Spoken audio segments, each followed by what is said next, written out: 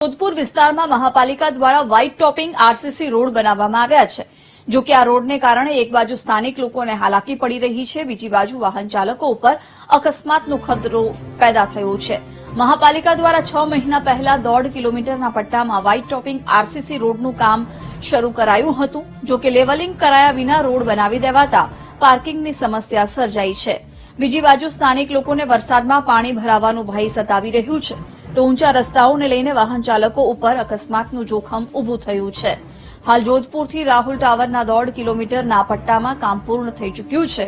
જો કે જ્યાં રોડ બનાવાયો છે ત્યાં ભવિષ્યમાં પાર્કિંગ સમસ્યા અને તેને કારણે ધંધા રોજગારને ભારે નુકસાન થવાની ભીતિ લોકોએ વ્યક્ત કરી હતી।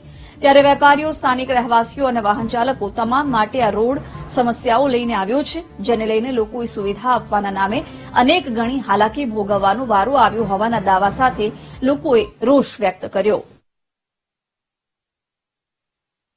तकलीफ तो साहब पूरी पर ट्राफिक सख्त जाम थी जाए અને અમે રિક્ષા ચલાવીએ, રોડ એવા થઈ ગયા તો લગભગ કલાક સુધી ટ્રાફિકમાં ઊભું રહેવું પડે અને ધંધા આવતપ થઈ ગયા। તકલીફ અમારા રિક્ષામાં બેસી રહેતા હતા, કોઈ પેસેન્જર જલ્દી આવતું નહીં, ખોદેલું હોય એટલે એના હિસાબે રસ્તાનું તો હજુ ચાલે કામ। ટ્રાફિકના લીધે એક સાઈડ રોડ બંધ, એક સાઈડ ચાલુ અને ઘણા સમયથી પાર્કિંગનો પ્રોબ્લેમ છે, સાધનોની અવરજવર નથી।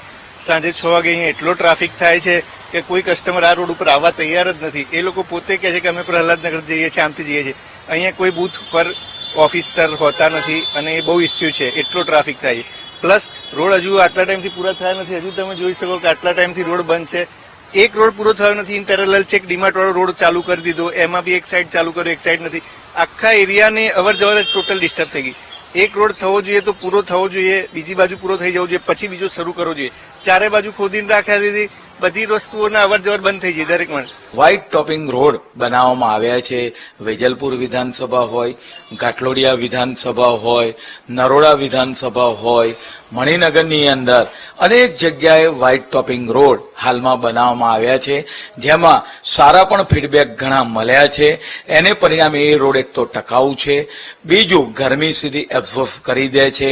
પરંતુ કોઈ એક જગ્યાએ કોઈક સમસ્યા નડતી હોય તો આવનાર સમયગાળા દરમિયાન આ અવલોકનને આધારે આ જે પ્રોબ્લેમ છે એ પણ દૂર કરવામાં આવશે।